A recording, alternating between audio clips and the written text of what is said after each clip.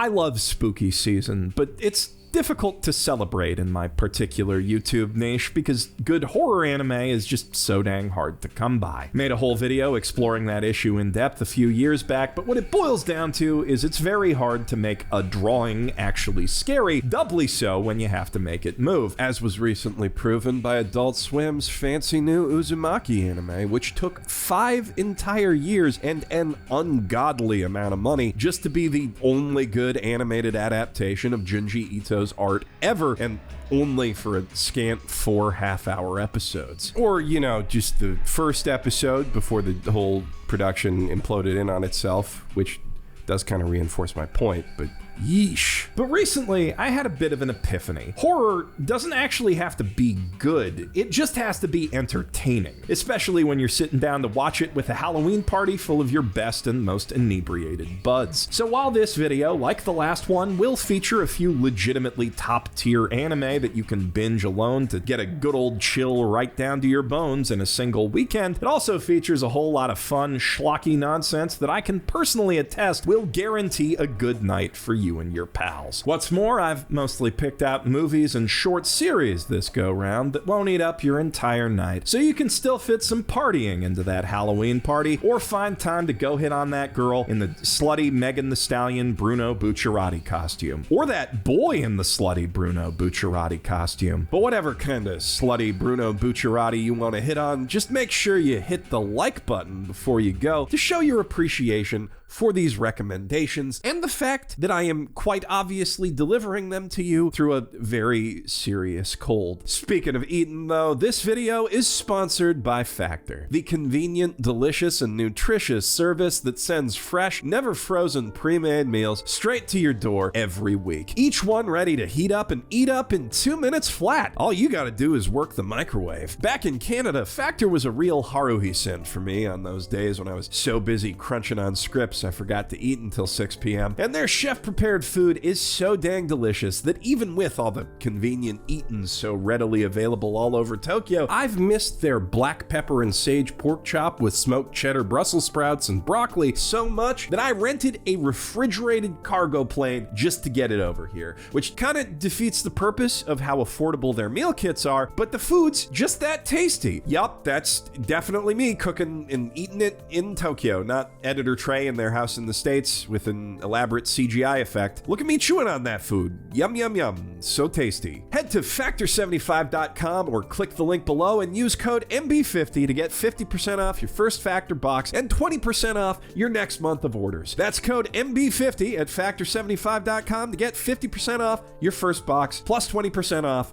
your next month of orders, that is. Now, it is going to be a minute before some of you can even get to a Halloween party, so I do want to kick this list off with something solid you can watch in your own time. Though at first blush, you might not even register this one as a horror anime. Gakko Garashi, or School Live in English, wears all the trappings of a happy-go-lucky, low-stakes, cute girls doing cute things anime in the vein of ckin, with the gimmick that, as the title suggests, these cute girls do all their cute things whilst living at their school, sustaining themselves with a rooftop garden as part of their club activities. We open following the cutest of the girls, Yuki Takeya, as she runs around the school hallways looking for Taromaru, the club's adorable mascot, falling into various moments of moe hijinks along the way that introduce the other club members, Kurumi, Yuri, and Miki, as well as the club advisor, Megumi. Though as those hijinks ensue, we keep glimpsing hints that not's all as it seems at this school. Cracked windows, classrooms that are a mess one second and clean the next, and fellow students who seem less like real people and more like faceless NPCs, though that last point in itself isn't that unusual for the genre. Eventually, as Yuki catches up with the precocious pup, we discover a surprise that you can skip to the next section now if you want to experience it for yourself in all its unspoiled glory, though you should do it fast because I will be revealing in 3,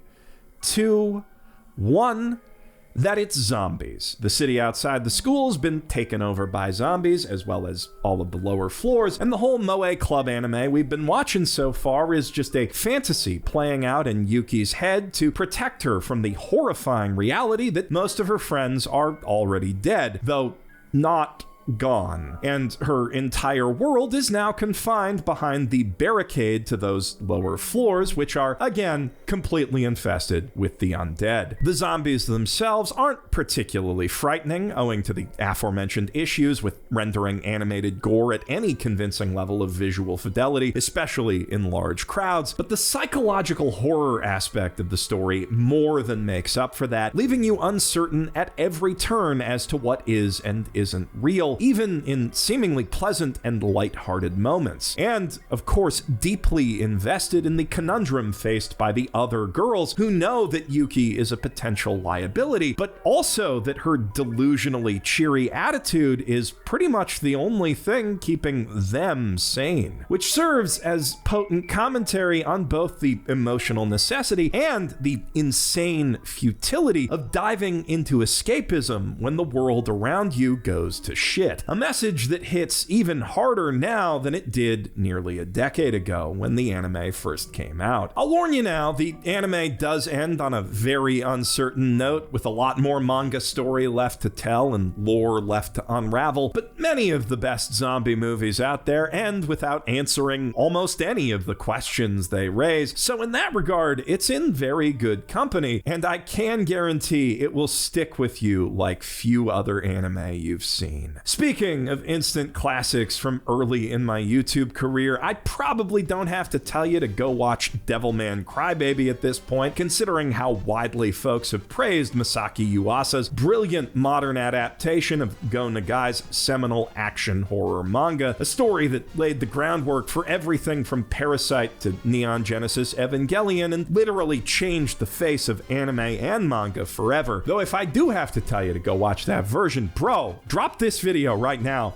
and do that immediately. Devilman Crybaby is a goddamn masterpiece. Still one of the top 5 things Netflix has ever put out, and much like the last entry, something that'll stick with you for the rest of your life by the time it ends. But when a remake or reboot is that good, it often leads to folks seeing it as a full-on replacement for the original, and it would be a crying shame if, having enjoyed Crybaby, you never went and watched the original Devilman The Birth and Devilman Demon Bird Siren OVAs for yourself. Is Piero's telling of the story anywhere near as good as Science Saru's take? Is it even complete? Hell no. But the OVA does have 2 very important things going for it that Netflix's ONA simply doesn't. First up, juicy, hand-painted, cel-animated gore of a kind they just don't make anymore, which to my eyes is the animated equivalent of B-movie wet puppets and buckets of red corn syrup. And second, this dub.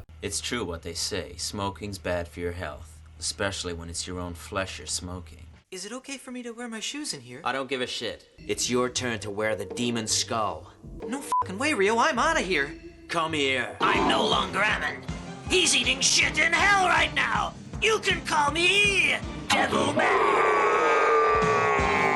Which is also of a kind they just don't make anymore. Some might say the bad kind, but I would argue that it is impossible to have a bad time watching Devilman in English, and if that's not the definition of a good dub, I don't know what is. Put these movies on at a party or any sort of gathering, and you and your pals will discover a whole new lexicon of inside jokes in the space of 2 hours. And if you're looking for more of that good bad dub shit once it's over, the Violence Jack OVAs, adapted from another great Nagai manga, have a similarly vulgar charm.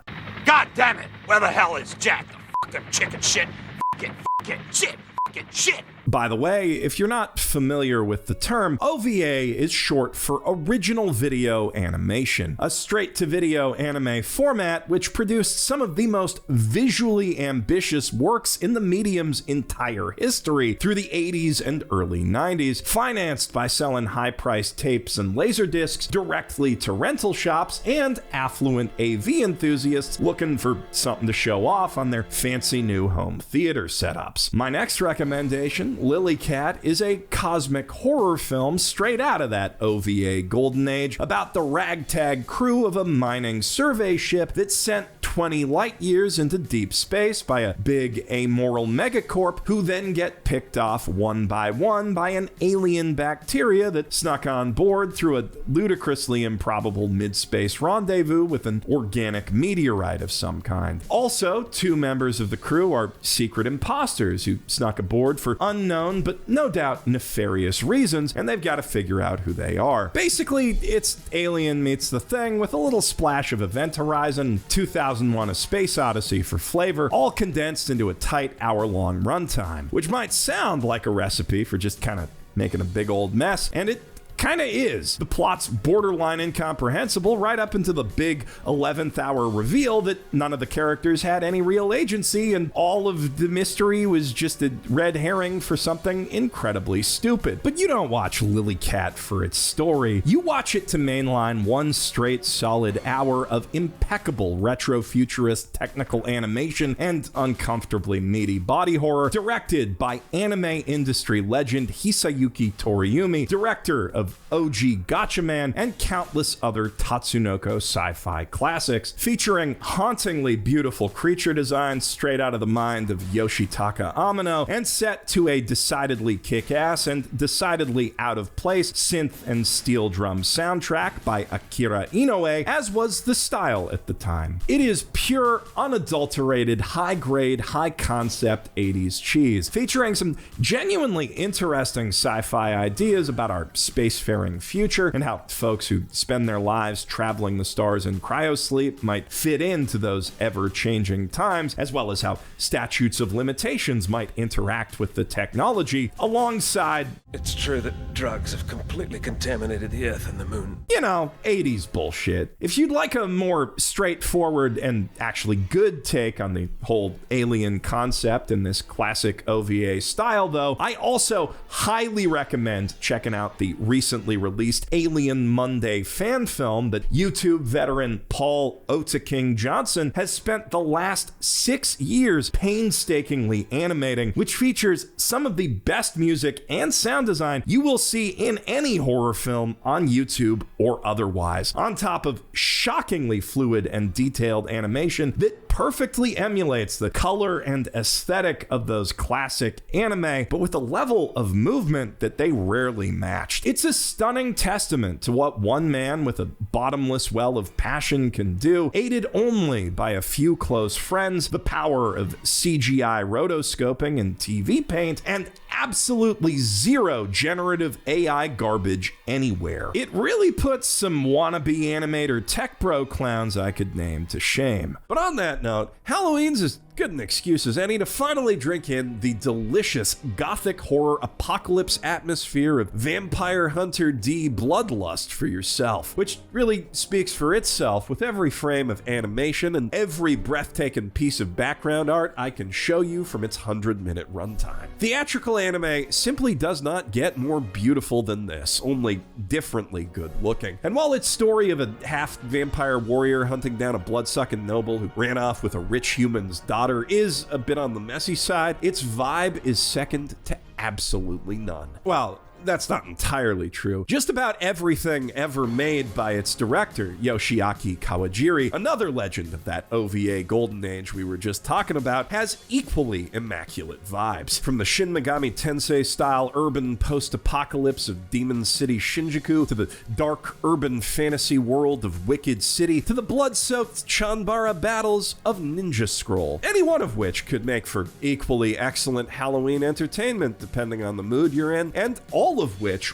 were for various budding weebs who frequented Blockbuster Video and stores like it in the mid-90s. Kawajiri's films are vivid tapestries of sex and violence woven together with the practiced hand of a master, each one bringing something new and amazing to the table that I guarantee you have never seen before. Take the Goku Midnight Eye OVA, for example, which isn't quite Halloween fare, more of a cyberpunk action thing, but still threatens to give you some of the weirdest, in a sexy way, nightmares you've ever had, with its stripper who's actually a cyborg jaguar, which is actually a motorbike that spits laser beams. Actually, fuck it, that totally fits in this month too. But I mainly bring it up to give you an idea of the kind of imaginative insanity that the other 4 films I just mentioned have in store without spoiling any specifics. If you're pulling friends together for an anime watch party, you really can't go wrong with any Kawajiri film. Although, you know,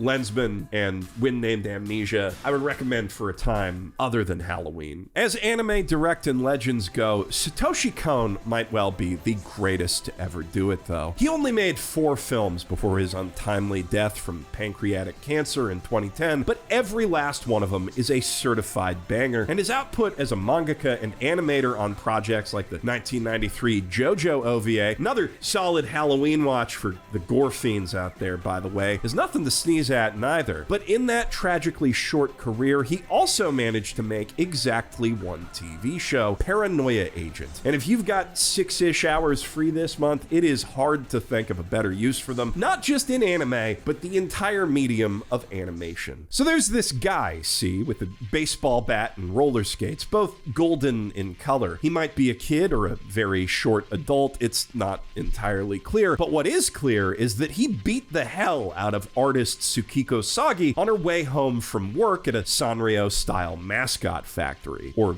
is it? At first, the cops have their doubts that the attack even happened, since Sagi's been under a lot of pressure lately to repeat the insane Hello Kitty-esque success of her first mascot, Moromi, and she can't really remember any details about him besides those golden accessories and his baseball cap, which kind of sounds more like a vague sketch of the concept of a street attacker rather than the real thing. But before long, another victim pops up, then another and another, all describing the same attacker, quickly dubbed Shonen Bat by the public, or Lil Slugger in the English dub, and all equally hazy on his identifying details. And as detectives Ikari and Maniwa investigate the circumstances of each victim and cross various suspects off their list, it slowly becomes clear that something truly sinister has taken root in Tokyo, which the police are not even remotely equipped to deal with. Technically, it's not so much horror as it is a supernatural mystery thriller, but Paranoia Agent will get under your skin and stay there like damn near nothing else, at least outside the rest of Kon's dreamy, surrealist filmography. The grand mystery is quite compelling too, but the real draw of Paranoia Agent lies in its episodic character studies, where Kon was able to experiment with and iterate on ideas and imagery at a much more rapid rate than he could in a feature film. Though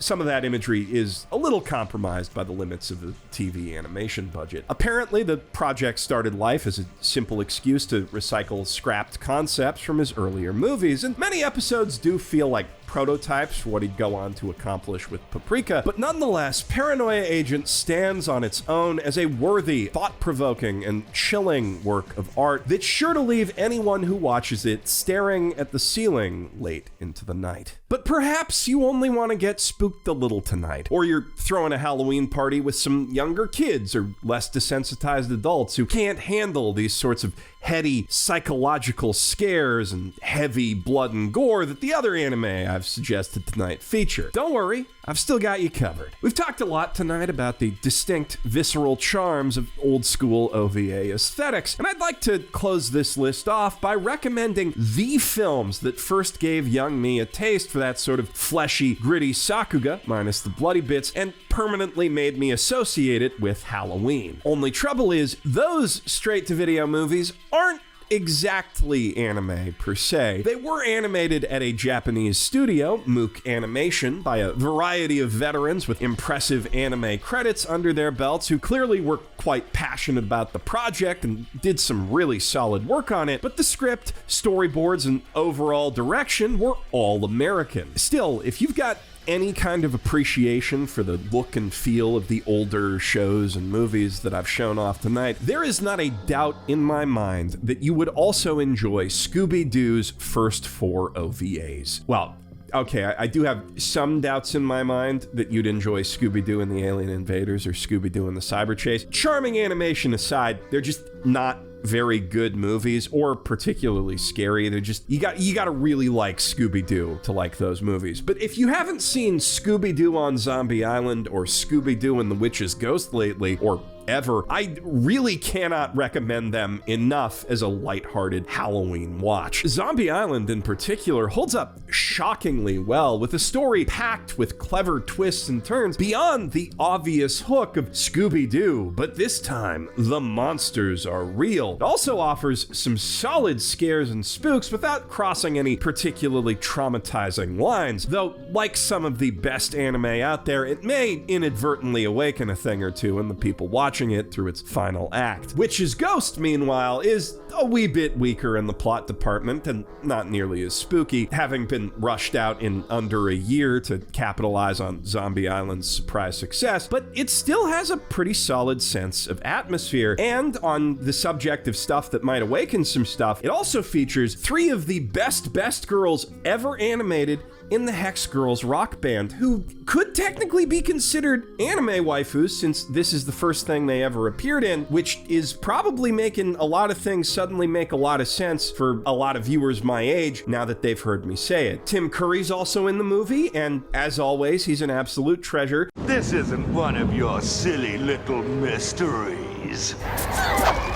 Can I spin a yarn or what? Though what with him being, Tim Curry and turning in a relatively toned down performance in the first couple acts, his presence does make the movie's big twist pretty easy to guess. Still though, he's Tim Curry in a Scooby-Doo thing, which is also at least anime adjacent. I don't want to get into a nitpicking argument. I'm just saying that's a lot of things that make my brain happy in one place, and I'm pretty sure that they'll also make your brain happy while giving you just enough spooks to make you feel like you're making good use of your Halloween time without actually causing any anxiety or whatever. I don't know. They're just good movies. You should watch them. And that's... What's that? You're not satisfied? That wasn't anime enough for you? I mean, I think I've kind of over-delivered already on the spooky anime quantity promised in the title, what with all the bonus recs in the Kawajiri section. But fine, Mr. Anime Purist. I got one more spooky rec in me that is as Japanese as it gets. Mononoke is another anime that you'd never clock as horror just from looking at it. A vivid watercolor fantasy awash in bright, warm colors, as far from the dim and dingy look typical of the genre as you can get. Set in ornately detailed, impossible spaces straight out of a dream, though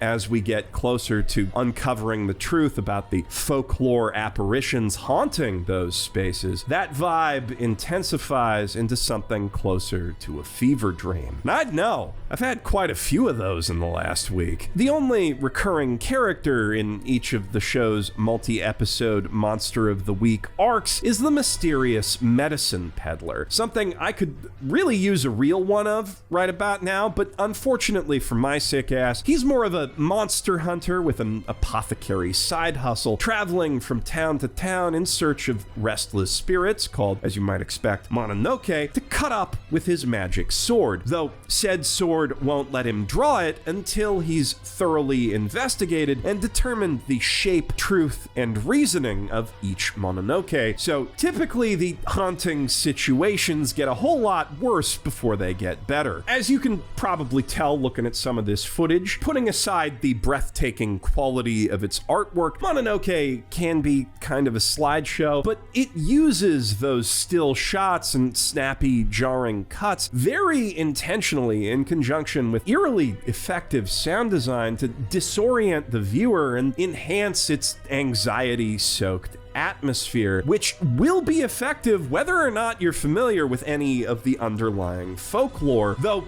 obviously, it will be scarier if you can tell your Bakenekos from your Umibozus and understand why these things are supposed to be scary on a cultural level. If it is your first taste of classic Japanese horror and you find yourself craving more when you're done, Mononoke is actually a spin-off of another anime called Ayakashi, an anthology series containing one more chilling tale of the medicine peddler, plus a couple other samurai-themed horror stories that are pretty damn good in their own right. And I also strongly recommend at least the earlier seasons of the short-form anime Yamishibai, a series of classic Japanese ghost stories told in the style of Kamishibai Street Theater, which I would take some time to explain what that is now, but frankly, whatever I caught at TGS is just kicking the shit out of me right now, and I have more than fulfilled any obligations for recommendations that I made in the title at this point, so I'm just gonna go